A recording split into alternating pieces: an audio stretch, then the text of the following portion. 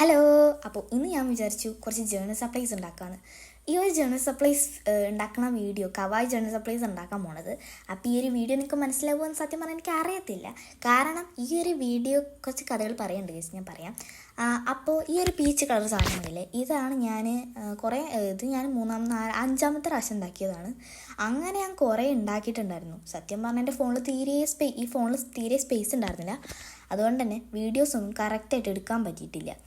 ഞാൻ ഒരു വീഡിയോ പകുതി എടുക്കുമ്പോഴേക്കും അടുത്തത് ഫോണിൽ ഇങ്ങനെ അലാറം വരികയാണ്, എടുക്കാൻ പറ്റില്ല, അങ്ങനെ കുറേ നേരം വരികയായിരുന്നു. ആൻഡ് ഞാൻ അതൊക്കെ കുറച്ചൊക്കെ ഡിലീറ്റ് ചെയ്തിട്ട് എടുക്കണ സമയത്താണെങ്കിലോ വേറെ എന്തെങ്കിലും ഞാൻ ഓണാക്കാൻ ചിലപ്പോൾ മറന്നു. അങ്ങനെ കുറേ സംഭവിച്ചത്. ഞാൻ പലതും എടുത്തിട്ടില്ല. എടുക്കാതെ ഇരുന്നതല്ല കേട്ടോ. ഇത്രയും ഞാൻ ഉണ്ടാക്കിയിട്ടുണ്ടായിരുന്നു, എൻ്റെ പകുതി മാത്രമേ വീഡിയോയിലുള്ളൂ. സത്യം പറഞ്ഞാൽ ഞാൻ എടുക്കാതെ നിങ്ങൾ വീഡിയോ കുറച്ച് കണ്ടാൽ മതി അങ്ങനെ വിചാരിച്ചിട്ടൊന്നും അല്ല കേട്ടോ. അത് ഈ ഫോണിൻ്റെ സ്പേസും ഫോണിൻ്റെ കാരണം കൊണ്ട് മാത്രമാണ്, എൻ്റെ കാരണം കൊണ്ടൊന്നുമില്ല. അത് കഴിഞ്ഞിട്ട് ഈ ഒരു ഗ്രീൻ കളർ സാധനം കൊടുത്തു. അപ്പോൾ ഈ കവായ് ജേർണൽ സപ്ലൈസ് ഒക്കെ ഉണ്ടാകുന്ന സമയത്ത് നമ്മൾ പേസ്റ്റൽ കളേഴ്സില്ലേ, നമ്മൾ ലൈറ്റ് കളേഴ്സ് വൈറ്റൊക്കെ മിക്സ് ആയിട്ടുള്ള കുറേ പേസ്റ്റൽ കളേഴ്സില്ലേ, അങ്ങനത്തെ കളേഴ്സ് യൂസ് ചെയ്യായിരിക്കും ഒന്നും കൂടി ബെറ്റർ. അപ്പോൾ അതാകുമ്പോഴാണ് കവയൊക്കെ ആയിട്ട് വരിക. എൻ്റെ കയ്യിൽ കുറേ ഉണ്ടായിരുന്നില്ല.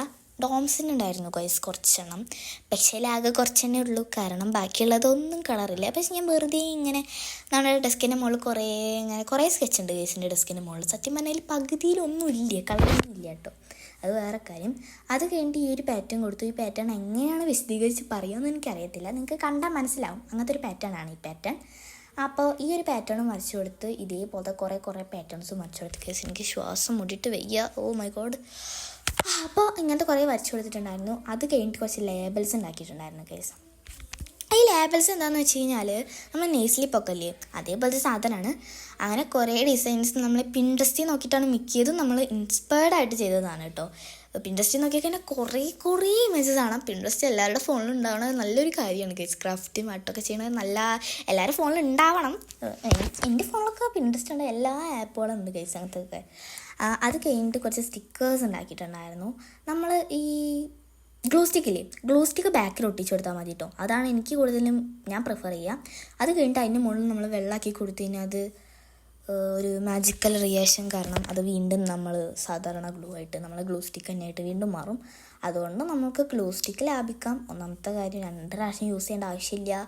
പിന്നെ രണ്ടാമത്തെ കാര്യം നമുക്ക് പെട്ടെന്നൊക്കെ ചെയ്തെടുക്കാൻ പറ്റും. പിന്നെ നമ്മൾ വീട്ടിലുണ്ടാക്കുന്ന സാധനമാണ്, സിമ്പിളാണ്, സാധനം ഈസിയാണ്.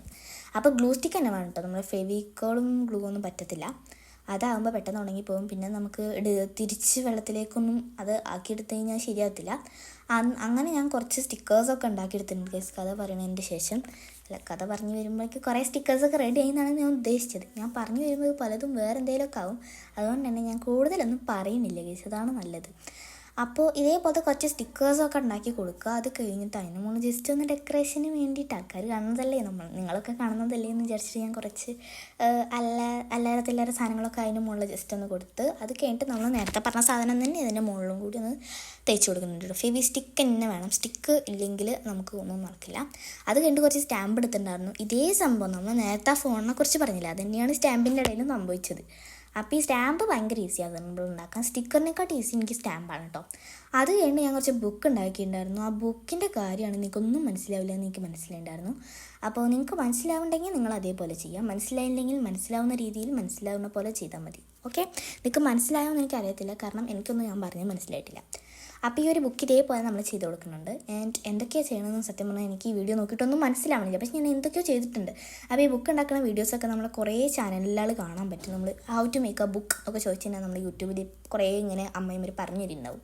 അതേപോലെയൊക്കെ ചെയ്താൽ മതി. അത് കഴിഞ്ഞിട്ട് ആ ബുക്കൊന്ന് ഡെക്കറേറ്റ് ചെയ്ത് കൊടുത്തിട്ടുണ്ട്. കവായ ആയതുകൊണ്ട് തന്നെ പിന്നെ പിങ്കും നമ്മൾ അങ്ങനത്തെ കുറേ ഉണ്ടാക്കിയിട്ടുണ്ട്. ആൻഡ് ഇതൊക്കെയാണ് നമ്മൾ ഉണ്ടാക്കിയ സാധനങ്ങൾ. സോ എല്ലാവർക്കും ഇഷ്ടപ്പെട്ടു വീഡിയോ ഒന്ന് മനസ്സിലാവണം. നിങ്ങൾക്ക് മനസ്സിലായെങ്കിൽ മനസ്സിലാക്കുക. ബൈ.